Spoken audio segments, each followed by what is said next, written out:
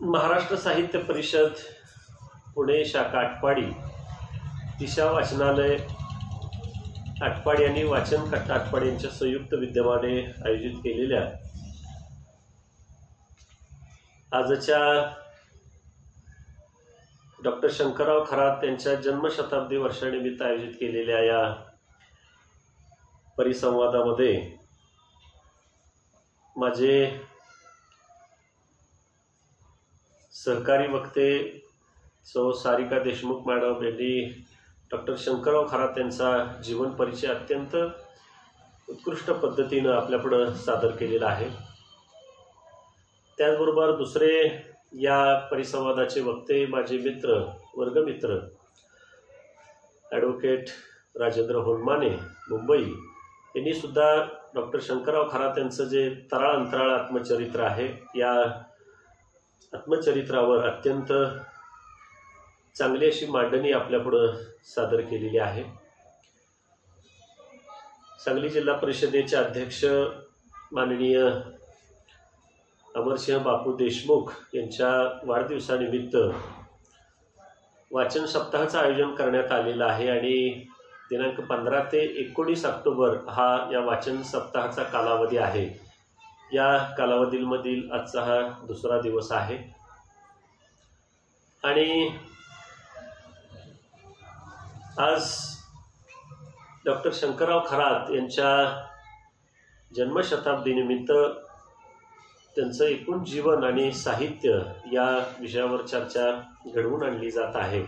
आजच्या या कार्यक्रमाचे अध्यक्ष आटपाडी एज्युकेशन सोसायटीचे उपाध्यक्ष महाविद्यालयाचे माजी प्राचार्य डॉक्टर सुभाष कारंडे सर, त्याचबरोबर सूत्रसंचालन करणाऱ्या विभूते मॅडम, त्याचबरोबर या कार्यक्रमामध्ये समाविष्ट झालेले सर्व श्राव्यक, त्याचबरोबर माननीय सुभाष कवडे सर, आदरणीय आमचे मित्र दिनेश देशमुख जे संपूर्ण कार्यक्रमाचं संयोजन करत असतात आणि आपण सर्वजण। खरं तर शंकरराव खरातांच्या स्मृतीला, त्यांच्या विचारांना, त्यांच्या कार्याला मी प्रथमतः या निमित्तानं मनापासून अभिवादन करतो, प्रणाम करतो।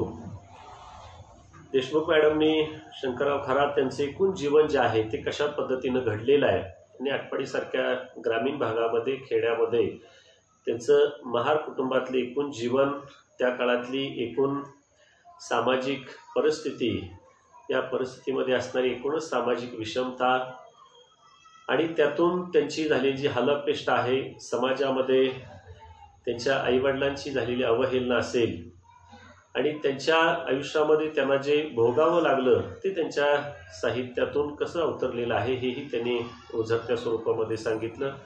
आणि विशेषत्वानं तराळ अंतराळ म्हणजे एका रामा खराताचा मुलगा जो तराळाचा मुलगा अंतराळापर्यंत पोचू शकतो, हे तराळ अंतराळामधून कशा पद्धतीनं विचार मांडलेले आहेत हे माझे मित्र राजेंद्र होलमान यांनी अत्यंत अभ्यासपूर्ण मांडणी केलेली आहे।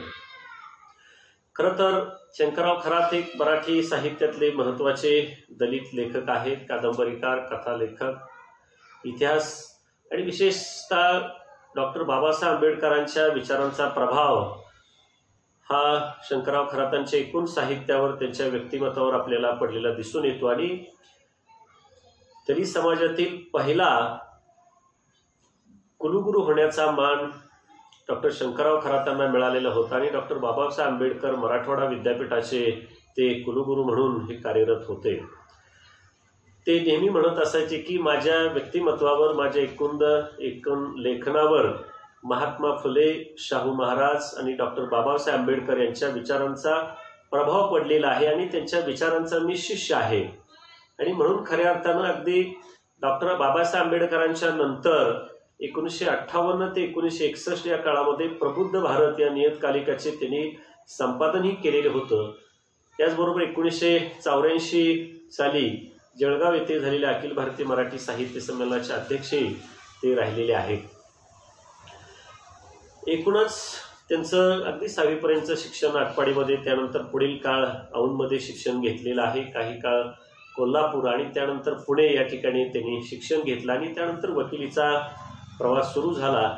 या दरम्यानच्या काळामध्ये त्यांना कर्मवीर भाऊराव पाटील यांच्या सुद्धा विचारांचं अधिष्ठान त्यांना प्राप्त झालं होतं आणि पुढील काळामध्ये त्यांच्या कर्मवीर भाऊराव पाटील हे सुद्धा त्यांच्या आयुष्यातील एक प्रेरणास्थान होतं.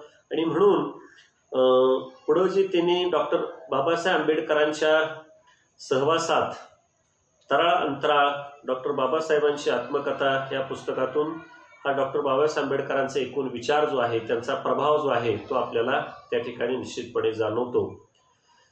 त्याचबरोबर 1955 मध्ये डॉक्टर शकुंतला यांच्याशी त्यांचा विवाह झाला.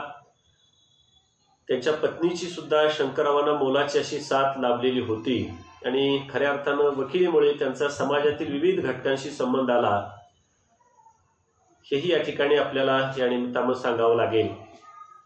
1942च्या आंदोलनातही त्यांनी सहभाग घेतलेला होता आणि पुढे मुंबईमध्ये कामगार क्षेत्रात सुद्धा त्यांनी आपला एक वेगळा ठसा उमटवलेला होता. कामगार क्षेत्रामध्ये त्या युनियनचे अध्यक्ष म्हणून ते राहिलेले होते आणि एकूणच बाबासाहेबांच्या प्रभावाने त्यांनी सामाजिक कार्यामध्ये विशेषतः दलित परिवर्तनासाठी महत्त्वपूर्ण अशा प्रकारचं योगदान शंकरराव खरातांनी दिलेलं होतं. आणि म्हणून 1954 नंतर ते बाबासाहेबांच्या शेड्युल्ड कास्ट फेडरेशन या राजकीय पक्षाचे संघटक सेक्रेटरी म्हणून सुद्धा राहिलेले होते. तर खऱ्या अर्थानं दलित साहित्याचा उपहासाने निर्देश होत असला तरी दलित साहित्यातील वाङ्मयीन गुणवत्ता शंकरराव खरातांच्या साहित्यामध्ये आपल्याला दिसून येते. जीवनवादी दलित साहित्याच्या निर्मितीच्या प्रांतातील शंकरराव खरात हे एक महत्वाचे नाव आहे असं आपल्याला या ठिकाणी म्हणावं लागतं. आणि म्हणून डॉक्टर बाबासाहेब आंबेडकर यांच्या तत्वज्ञानातील प्रेरणा घेऊन हा लेखक घडलेला आहे. साहित्य आणि समाज यांचे अतूट असे नाते त्यांच्या एकूणच व्यक्तिमत्वावर, त्यांच्या लेखनावर आपल्याला दिसून येतं. तर खऱ्या अर्थानं खरात हे अलौकिकवादी लेखक नसून समाज आणि संस्कृती यातील द्वंद्व हेरणारे लेखक आहेत. समाज वास्तवाचे भान ते कसे राखतात याचे प्रत्यंतर त्यांच्या सर्जनशील आणि वैचारिक लेखनातून आपल्या प्रत्ययाला येतं. आणि म्हणून खऱ्या अर्थानं डॉक्टर बाबासाहेब आंबेडकरांच्या विचारांचा प्रभाव आणि त्यांच्या लेखनावर सुद्धा, साहित्यावर सुद्धा त्यांच्या विचारांचा प्रभाव असलेला आपल्याला एकूणच दिसून येतो.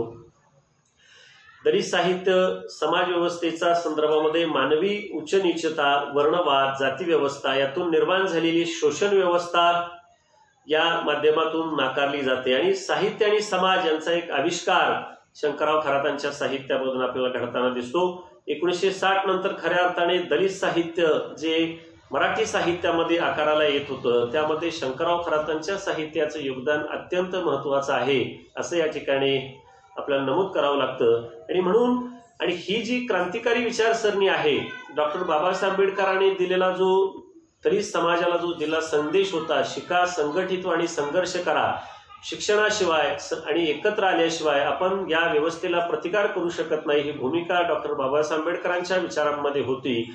आणि तीच मनोमन तीच त्यांच्या शंकरराव खरातांच्या साहित्यामध्ये, त्यांच्या व्यक्तिमत्वामध्ये आपल्याला उमटलेली दिसते.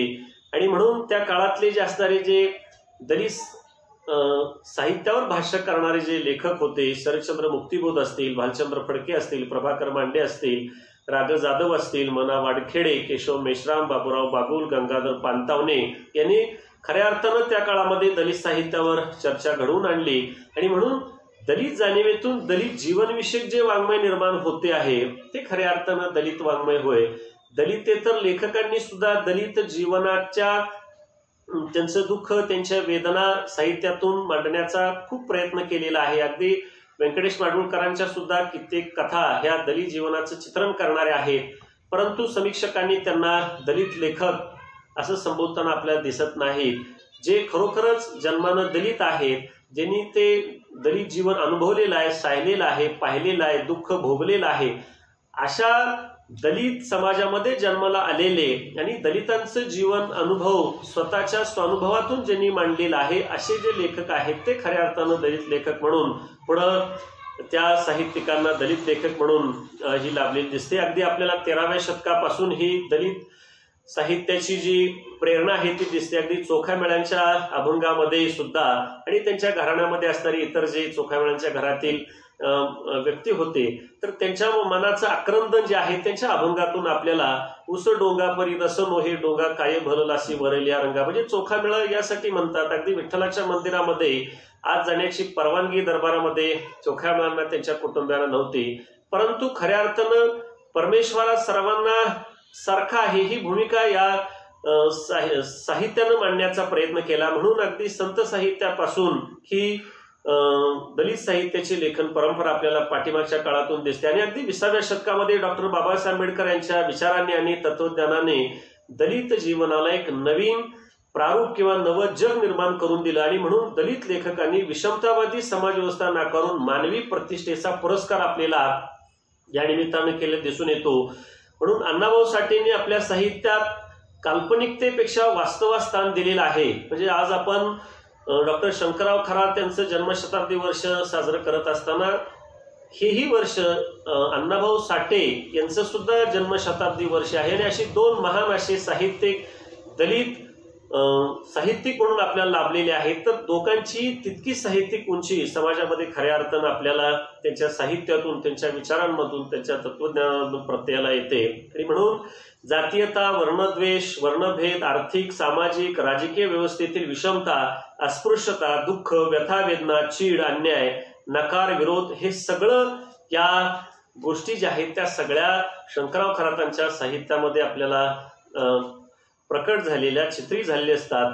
शंकरराव खरातांनी कथासंग्रह त्यांचे जे आहेत, म्हणजे शंकरराव खरातांनी कथा लिहिल्या, कादंबरी लिहिली, वैचारिक लेखन लिहिलं, आत्मचरित्र लिहिलेलं आहे, काही एक ग्रंथ त्यांचा समीक्षात्मक आहे. पण खऱ्या अर्थानं शंकरराव खरात जे आपण ओळखतो ते कथेच्या माध्यमातून जे शंकरराव खरातांनी दलित जीवनाचं भाष्य केलेलं आहे. म्हणून दलित जीवनाचे भाष्यकार म्हणून आपण ज्यावेळी शंकरराव खरातांना संबोधतो त्यावेळी खऱ्या अर्थानं दलित जीवनाचं जे वास्तव चित्रण आहे ते त्यांच्या कथांमधून आपल्याला समोर येताना दिसतं. आणि म्हणून 12 बलुतेदार, सांगावा, सुटका, तडीपार, टिटवीचा फेरा, गावशीव, आडगावचे पाणी, जागल्या लिलाव, अशा अनेक कथासंग्रह त्यांनी लिहिले. त्याचबरोबर हातबट्टी, झोपडपट्टी, पारदी, मसालेदार गेस्ट हाऊस, गावचा टिनोपाल गुरुजी, फुटपाथ नंबर 1, माझ्या गावाच्या शोधात, बण्याची दिंडी, माणुसकीची हाक, मी मुक्त मुक्त, ही त्यांच्या प्रसिद्ध कादंबऱ्या आहेत.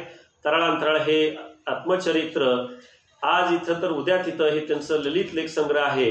आणि दलित वाङ्मय प्रेरणा व प्रवृत्ती हे त्यांचा समीक्षात्मक ग्रंथ आहे. याशिवाय वैचारिक लेखनामध्ये इंद्रायणी प्रकाशन पुणे यांनी त्यांचे वैचारिक लेखन प्रसिद्ध केलेले आहे. यामध्ये महाराष्ट्रातील महारांचा इतिहास, अस्पृश्यांचा मुक्तीसंग्राम, डॉक्टर आंबेडकरांच्या सहवासात, डॉक्टर बाबासाहेब आंबेडकर यांचे सामाजिक विचार, त्यांचे राजकीय विचार, धर्मांतर, बाबासाहेब आंबेडकरांचं धर्मांतर, दलितांचं शिक्षण, गावचे आलुतेदार आणि बलुतेदार, याशिवाय त्यांनी संपादनही केलेले आहे. त्यामध्ये विशेषतः डॉक्टर बाबासाहेब आंबेडकर यांची आत्मकथा, डॉक्टर बाबासाहेब आंबेडकर यांची पत्रेही त्यांनी संपादित केलेली आहेत. आता डॉक्टर शंकरराव खरातांचं एकूण जीवन आणि वाङ्मय प्रेरणा जे आहे तर आजच्या काळातील एक म्हणजे त्या काळातले, परंतु अलीकडच्या काळामध्ये सुद्धा दलित लेखक जे लिहित असतात त्यांना एक महत्वाची प्रेरणा देण्याचं काम डॉक्टर शंकरराव खरातांचं एकूण साहित्य, त्यांची विचारसरणी आपल्या करताना दिसते. म्हणजे इतर अगदी बाबूराव बागुल असतील किंवा नामदेव ढसाळ असतील, जवी पवार असतील, अशा दलित साहित्यिकांच्या मध्ये असणारा जो वेदना, विद्रोह, नकार जो तीव्रपणे येतो किंवा अगदी भडकपणे आपल्याला दिसतो, तशा प्रकारचा भडकपणा मात्र डॉक्टर शंकरराव खरातांच्या एकूण साहित्यामध्ये आपल्याला दिसत नाही.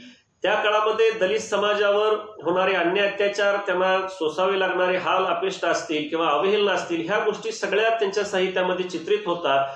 परंतु हे सगळं होत असताना सुद्धा अत्यंत संयमीपणाने हे त्यांच्या साहित्यामध्ये आपल्याला येताना दिसतं. आणि म्हणून त्यांच्या कथा, कादंबऱ्या, आत्मकथन, वैचारिक साहित्य, समीक्षात्मक लेखन यामागे त्यांची एक समग्र अशी जीवनदृष्टी दिसते आणि ती दलित जीवनाशी निगडीत आहे आणि ती जोडली गेलेली आहे असं आपल्याला यातून दिसतं. आणि म्हणून त्यांचे वडील रामा महार, त्यांची आई साऊबाई, त्यांची बहीण भाग्यश्री, शेवंता, पवित्रा, बंधू त्यांचे ज्ञानू, मारुती, सोपाना हे त्यांचे बंधू होते. आणि खऱ्या अर्थानं मग खरातांचं जे बालपण आहे हे या आटपाडीमध्ये आणि विशेषतः या दलित समाजाला भुकेचा किती मोठा प्रश्न आहे हा त्यांच्या अनेक कथांमधून किंवा कादंबऱ्यांमधून आपल्याला पुढे येताना दिसतो. आणि निरक्षरता, अज्ञान, दारिद्र्य यातून दास्य वाट्याला आलेले आपल्याला दिसतात. अगदी मॅडमनी सांगितले तसं की मास्तरनं पत्र वाचून दाखवण्यासाठी त्यांच्याकडून गाडीवर लाकडं पळून घेतली. हा खऱ्या अर्थाने त्या काळातला अन्याय हा त्यांना सहन करावा लागत होता. अगदी उष्टे खाणे, मेलेल्या जनावरांची मांस खाणे, मड्यावरचे कपडे घालून शाळेत त्यांनी हे सगळे दिवस सोसलेले होते. अगदी एकदा गदी माडगुळकर त्यांना म्हणाले होते की शंकरांना तुम्ही असा साहित्य लेखनात जोर केला पाहिजे, आपण पुढे एकदा माडगुळा साहित्य संमेलन घेऊ, असं ज्यावेळी गदिमांना म्हणले होते. आणि खऱ्या अर्थानं अशी प्रेरणा डॉक्टर शंकरराव खरातांना मिळालेली होती. आपण ज्या भागामध्ये जन्माला आलो, ज्या परिसरामध्ये वाढलो, लहानाचे मोठे झालो, हे सगळं करत असताना म्हणजे एका बाजूला दलित जाणीव, दलित वेदना त्यांच्या साहित्यातून येत असताना ग्रामीण जीवन जाणीवाही शंकरराव खरातांच्या साहित्यामधून आपल्याला प्रत्येकाला येताना दिसतात. त्यांच्या या परिसरातली बोलीभाषा असेल किंवा त्यांच्या काही कथांमधून किंवा आपल्याला त्यांच्या आत्मचरित्रामधून महारी बोलीभाषा जी आहे त्यातील काही शब्द या परिसरातले आपल्याला त्यांच्या लेखनामध्ये पाहायला मिळतात. अगदी 1945 नंतर मराठी साहित्यामध्ये कथेनं थोडा बदल घेतला होता. अगदी गंगाधर गाडगीळ असतील, अरविंद गोखले, शंकर पाटील, दमा मिरासदार, प्रख्यात श्रीश पै, तर या मंडळींनी सुद्धा शंकरराव खरातांना त्यांच्या लेखनासाठी उत्तेजन दिलेलं होतं असंही आपल्याला या ठिकाणी दिसतं. आणि म्हणून 1957-58 मध्ये शंकरराव खरातांची माणुसकीची हाक जी ही महार बलुतेदारावर लिहिलेली कादंबरी होती ती विशेषत्वानं अत्यंत पुढं गाजलेली होती.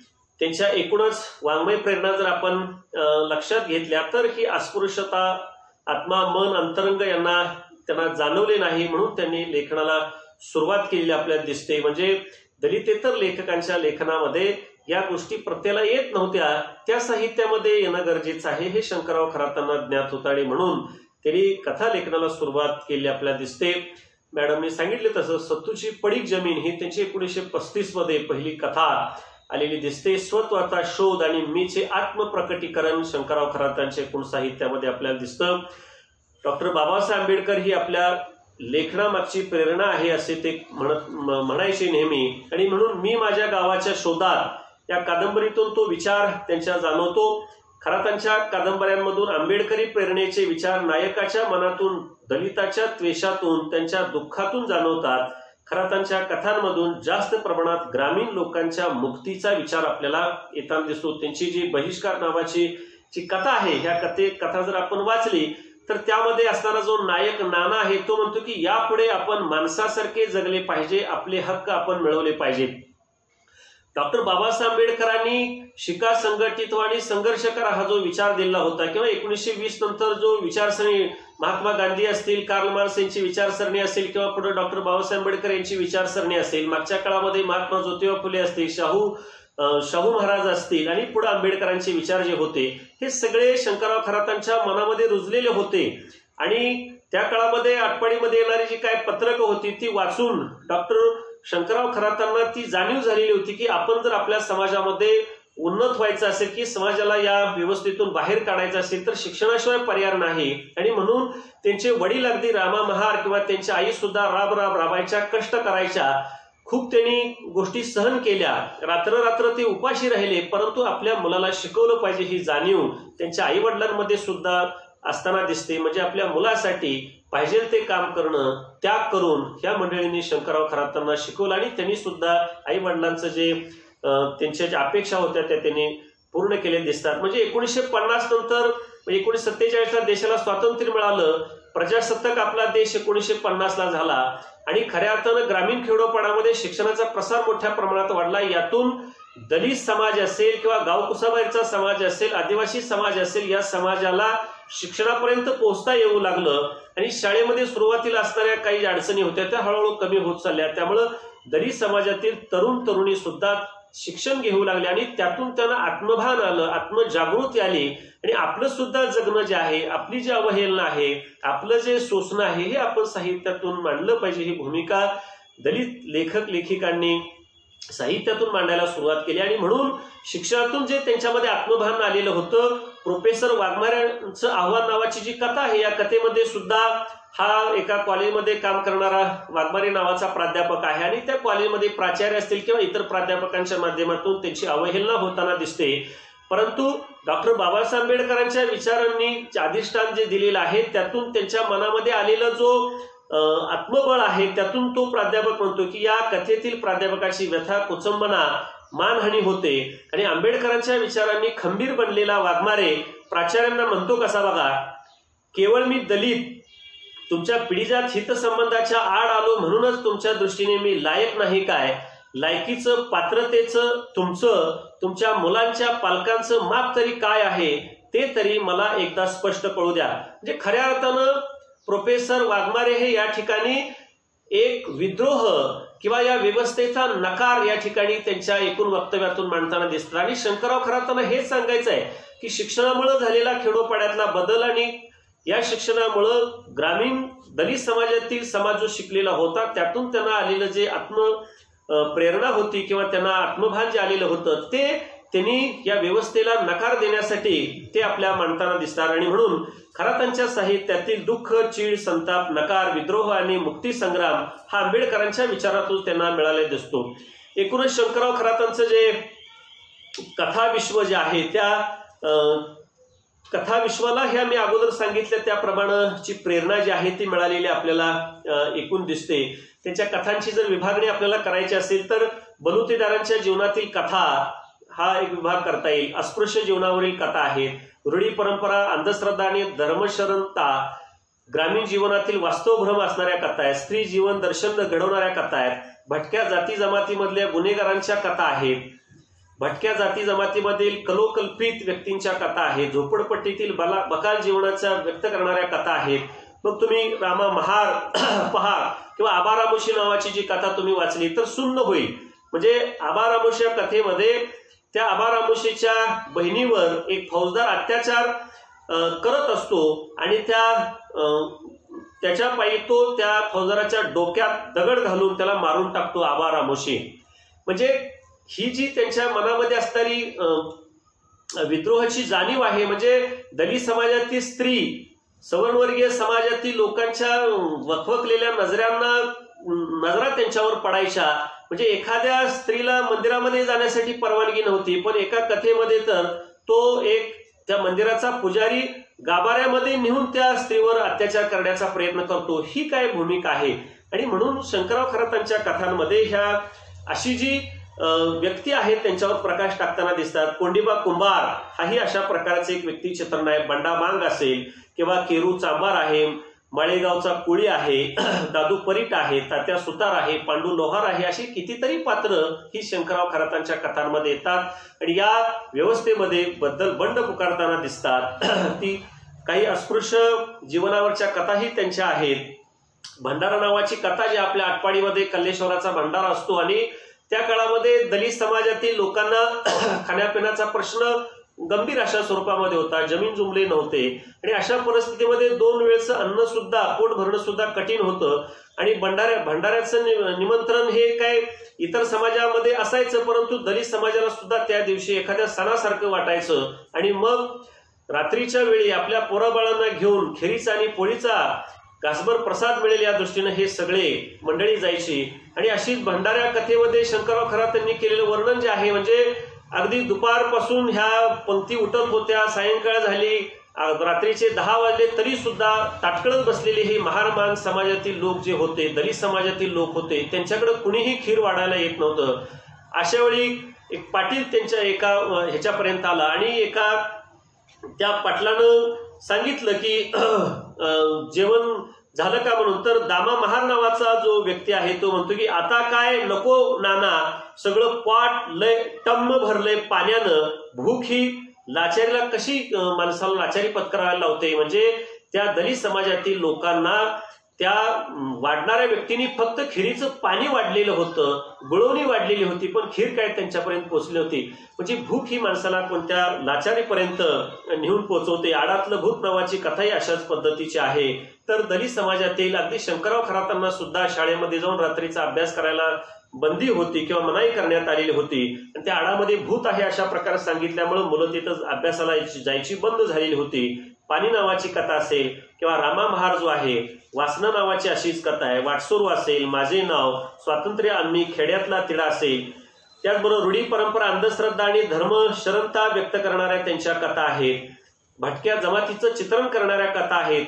उचल्या नावाची कथा जी आहे ते अशाच प्रकारचे आहे. भामटा कथा, फासेपारदी, तडीपार, मांग गारुडी, झोपडपट्टीतील बकाल जीवनाची दर्शन घडवणाऱ्या कथा आहेत. खरातांच्या कथांची काही निरीक्षण 5 मिनिटं मला द्या, मी त्यामध्ये संपवतोय, कारण साहित्यावर चर्चा होत असताना अगदी आपल्याला काही निरीक्षण इथं मांडू इच्छितो मी.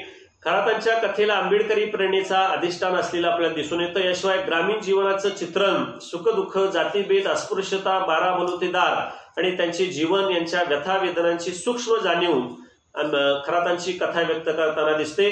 खरातांच्या प्रारंभीच्या कथातील नायक हा सोशिक आणि शांत संयमी आहे, पण नंतर मात्र आबारामोशीच्या रूपानं किंवा अशा अनेक कथांच्या माध्यमातून तो सुडाची आणि बंडाची भावना त्याच्या मनातून पेटून उठताना दिसते. याशिवाय त्यांच्या कथा भूक हा प्रश्न अत्यंत समोर मांडताना दिसतात. अगदी अन्नाने तडपडून मरणाऱ्या अन्नासाठी वाटेल ते काम, नंतर त्यांना प्रायश्चित्त भोगावं लागलं तरी चालेल, पण ते करताना दिसतात. मध्यमवर्गीय किंवा उच्चवर्गीय जीवनाचं चित्रण खरातांच्या कथेमध्ये आपल्याला येताना फारसं दिसत नाही, पण भटक्या जाती जमातीमधील किंवा दऱ्याखोऱ्यामध्ये राहणारे अगदी गुन्हेगार ज्यांना समजलं जातं अशा लोकांच्या व्यथा वेदना दुःख खरात मात्र आपल्या तटस्थपणे कथेमध्ये मांडताना दिसतात.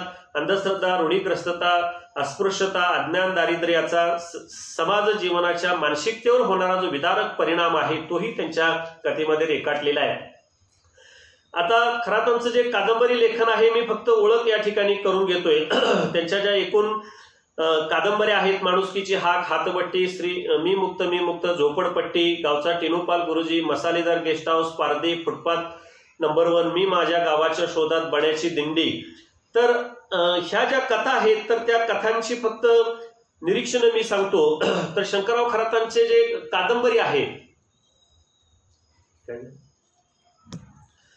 दीनदुबळ्या ग्रामीण आणि दलित जीवनाचं चित्रण प्रामुख्यानं त्यांच्या कादंबऱ्यांमधून प्रतीत होतं. खरातांच्या कादंबऱ्या हेतुप्रधान आणि समस्या प्रधान आहेत. मी मुक्त, मसालेदार गेस्ट हाऊस व बण्याची दिंडी या कादंबऱ्यामधून अनाथ मुलांच्या समस्या त्यांनी हाताळलेल्या आहेत. माणुसकीची हाक मधून धर्मांतराचा प्रश्न मांडलेला आहे. तर गावचा टिनोपाल गुरुजी मधून शिक्षण खात्यातील अपप्रवृत्तीवर त्यांनी प्रकाश टाकलेला आपल्याला दिसून येतो. हातबट्टी, झोपडपट्टी, फुटपाथ नंबर 1 मधून दरिद्री आणि कंगाल जीवनाचं चित्रण, तर पारधिक कादंबरीमधून आदिवासीचा प्रश्न त्यांनी मांडलेला आहे. म्हणजे ज्या पद्धतीनं शंकरराव खरात कथांमधून अभिव्यक्त होतात किंवा कथांमधून जी दलित समाजाची जीवन जाणीवा त्यांनी ज्या प्रखरपणे मांडलेल्या आहेत त्या आपल्या कादंबरीमधून तितक्या प्रखरपणे येताना दिसत नाही. अगदी संयमीपणाने ही कादंबरी त्यांची पुढे जाताना दिसते. खरातांच्या कादंबऱ्यामध्ये मुख्य कथानकाबरोबर अनेक उपकथानकं येतात. उदाहरणार्थ फुटपाथ नंबर 1, हातबट्टी, झोपडपट्टी इत्यादी ज्या कथा आहेत जे शंकरराव खरात मुंबई नगरीमध्ये राहिलेले आहेत आणि मुंबई नगरीमध्ये अगदी तिथलं लोकांचं बकाल जीवन असेल, तिथलं नोकरीची परिस्थिती असेल किंवा झोपडपट्टीचा प्रदेश असेल, तिथले राहणारे लोक त्यांच्यामधले अनैतिक संबंध असतील, अशा अनेक गोष्टी ज्या आहेत आणि यातून त्यांच्या वाट्याला जे भोग आहेत, वेश्यांचा प्रश्न असेल, तोही शंकरराव खरातांनी आपल्या कादंबऱ्यामधून हाताळलेला आहे. मी माझ्या गावाच्या शोधात, माणुसकीची हाक, डॉक्टर बाबासाहेब आंबेडकरांच्या विचारांचा प्रभाव या त्यांच्या 2 कादंबऱ्या म्हणजे मी माझ्या गावाच्या शोधात आणि माणुसकीची हाक या कादंबऱ्यावर जाणवतो. रूढी, परंपरा, सामाजिक विषमता नाकारणारी जाणीव खरातांच्या कादंबरीमध्ये असलेली दिसून येते. याशिवाय खरातांच्या कादंबऱ्यातील बहुतेक नायक हे सोशिक, सौम्य आणि दुबळे असलेले आपल्याला दिसतात. पारदीमधील चित्रे असेल, मी मुक्त मधला बाळ असेल किंवा माणुसकीची हाक मधील दिनू असेल, गावचा टिनोपाल गुरुजी मधला सिद्धेश्वर मास्तर असेल किंवा सुमित्रा पारवे मॅडम असतील, हातबट्टीमधील नान्या आणि गिरजा ही शोषिक पात्र आपल्याला दिसतात. मी माझ्या गावाच्या शोधात मधील आनंदा, मसालेदार गेस्ट हाऊस मधील मथुरा घारे ही पात्रे मात्र निर्भय आणि ध्येयवादी, करारी, बंडखोर असलेली आपल्याला दिसून येतात. म्हणजे एका बाजूला संयतपणे जाणारी पात्र, तर काही कादंबऱ्यांमध्ये त्यांच्या ध्येयवादी आणि करारी, बंडखोर अशा प्रकारची पात्रे पुढे येताना दिसतात. खरातांच्या कादंबऱ्यात समाज जीवनाचे सूक्ष्म निरीक्षण आणि सामाजिकतेचे अचूक जाण व्यक्तिरेखा जिवंत ठरलेले आहेत. खरातांच्या कादंबऱ्यात निसर्ग वर्णन फारसं आपल्याला येताना दिसत नाहीत. काही कादंबऱ्यामधून भाषिक शब्दांची पुनरावृत्ती, गावचा टिनोपाल गुरुजी या कादंबरी किंवा हातबट्टीमध्ये आपण जर पाहिलं तर बरीचशी शब्द जी आहेत ती पुन्हा पुन्हा आपल्याला येताना दिसतात आणि त्यामुळे काही शब्दांची पुनरावृत्ती त्यांच्या कादंबऱ्यामध्येही झालेली असते. म्हणजे लेखकाच्या साहित्यामध्ये जसे बलस्थानं असतात तशी काही उणिवा सुद्धा असलेली आपल्याला दिसून येते। एकूणच खरातांच्या कादंबऱ्यांनी मराठी कादंबरी विश्वामध्ये एक नवा विषय आणि नवा आशय दिलेला आपल्याला या ठिकाणी दिसतो। खरातांच्या आत्मकथेवर मी काय मांडणार नाही, कारण राजेंद्र होलमाने माझे मित्र त्याच्यावर बोललेले आहेत। त्याचबरोबर शंकरराव खरातांचं जे वैचारिक लेखन आहे विशेषतः वृत्तपत्र आणि नियतकालिकातून प्रकाशित त्यांचं लेखन झालं, याशिवाय ग्रंथ स्वरूपामधलं सुद्धा त्यांचं लेखन आहे। लेखनाचे विषय विशेषतः समाज, साहित्य, संस्कृती आणि शिक्षण असे आहेत। वैचारिक आणि संशोधनपर असे लेखन असले तरी त्यामागे डॉक्टर आंबेडकरांची प्रेरणा प्रभावाने आपल्याला असलेली दिसून येते आणि म्हणून डॉक्टर बाबासाहेब आंबेडकरांची पत्रे, डॉक्टर आंबेडकरांचे धर्मांतर, अस्पृश्यांचा मुक्तीसंग्राम, दलित वाङ्मय प्रेरणा व प्रवृत्ती, आज इथं उद्या तिथं, डॉक्टर बाबासाहेब आंबेडकरांची पत्रे असे जे त्यांचे वैचारिक ग्रंथ आहेत ते ग्रंथांची काही निरीक्षण या ठिकाणी मी नोंदवतो। खरातांनी वैचारिक लेखनास 1960 पासून खऱ्या अर्थानं सुरुवात केली असं म्हणावं लागेल। अस्पृश्यांचा मुक्तीसंग्राम, डॉक्टर बाबासाहेब आंबेडकरांचे धर्मांतर, डॉक्टर बाबासाहेब आंबेडकरांची पत्रे, दलित वाङ्मय प्रेरणा व प्रवृत्ती, आज इथं उद्या तिथं, हे त्यांचे वैचारिक लेखन आहे। डॉक्टर बाबासाहेब आंबेडकरांची पत्रे या ग्रंथातून बाबासाहेबांच्या एकंदरीत व्यक्तिमत्वावर प्रकाश आपल्याला पडताना दिसतो। त्याचबरोबर सामाजिक, राजकीय, सांस्कृतिक आणि शैक्षणिक कार्याची ओळख ही आपल्याला त्यांच्या दिसून येते। 138 पत्रे त्या ग्रंथामध्ये आहेत। दलित चळवळीचा मागोवाही खरातांनी घेतलेला आहे। ही चळवळ दलितांमध्ये आकांक्षा, आत्मभान आणि आत्मसन्मान निर्माण करणारी आहे असे ते प्रतीत होते। धर्मांतर ही घटना दलितांच्या जीवनात एक अत्यंत प्रेरक अशी घटना आहे। माणुसकीसाठी धर्मांतर हे सूत्र जे आंबेडकरांनी बांधलेलं होतं आणि बौद्ध धर्म सर्वांगीण विकासासाठी मौलिक धर्म याचे विवेचन खरातांनी आपल्या वैचारिक लेखनामधून केलेलं आहे। भारतीय स्वातंत्र्य हे दलितांच्या दृष्टीने महत्वाचे असून त्यामुळे त्यांना राजकीय सुरक्षितता व कायद्यातील सवलती मिळून दलितांचा सर्वांगीण विकास होऊ शकेल असा आशावाद खरातांना वाटतो आणि म्हणून वैचारिक लेखनाकडे शंकरराव खरात अधिक वळलेले दिसतात। दलितांचा मुक्तीसंग्राम हा दलितांच्या भवितव्याचा दस्तऐवज आहे। शिका, संघटित आणि संघर्ष करा ही आंबेडकरांची त्रिसूत्री त्यांनी आपल्या लेखनामध्ये मांडलेली दिसते। विद्रोह, नकार, बंडखोरी, समता, स्वातंत्र्य आणि न्याय ही दलित साहित्याची प्रेरणा तत्वे खरातांच्या एकूणच साहित्याचे निष्कर्ष आहेत। रूढी परंपरेची कोंडी फोडून बाहेर आल्याशिवाय भटक्या विमुक्तांना नव्या जगाचे दर्शन अशक्य आहे। शिक्षण हाच भटक्या विमुक्तांच्या मुक्तीचा खरा मार्ग आहे असं खरातांना वाटतं आणि म्हणून जे भिकारी आणि भेवारस मुलांचा जो प्रश्न आहे तो संपूर्ण भारताला भेडसावणारा आहे। यासाठी शासन आणि समाजानं प्रयत्नशील राहिले पाहिजे ही भूमिका एकूणच खरातांची होती।